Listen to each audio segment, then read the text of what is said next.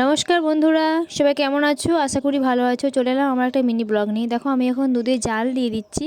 তো এটা আমি এখন বানাবো ক্ষীর।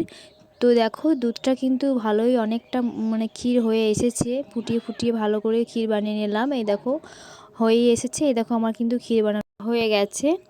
আর এদিকে দেখো আমি এখন বাটিতে নিয়েও নিয়েছি। আর মা পেঁপে কেটেছিল, বললো খাবি, তাই পেঁপে পাকা একটু খেয়ে নিলাম। এরপর আমি নিয়ে নেবো চালগুড়ি দিয়ে ভালো করে। এই যে দেখো চালগুড়ি নিয়ে নিয়েছি। এরপর চালগুড়ি মাখানোও হয়ে গেছে। এই 3টে গোল্লা হয়েছে।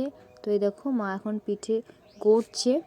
তো মা এখন পিঠেগুলো গড়ে নেবে। আমি এখন আমার ছেলেকে নিয়েছি, তো কাঁদছিল। তো মা পিঠে গড়া হলে পিঠে বানিয়ে নেওয়া হবে। আর আজ হচ্ছে ভিষ্টি অষ্টমী, আজ পিঠে করতে হয়, তাই বেশি করা হয়নি। এই তো দুটিখানি করা হয়েছে। এই তো পিঠে এদিকে হচ্ছে, প্রায় হয়ে এসেছে। তো বন্ধুরা আজ এই পর্যন্তই। পিঠে কিন্তু হয়ে গেছে। টাটা।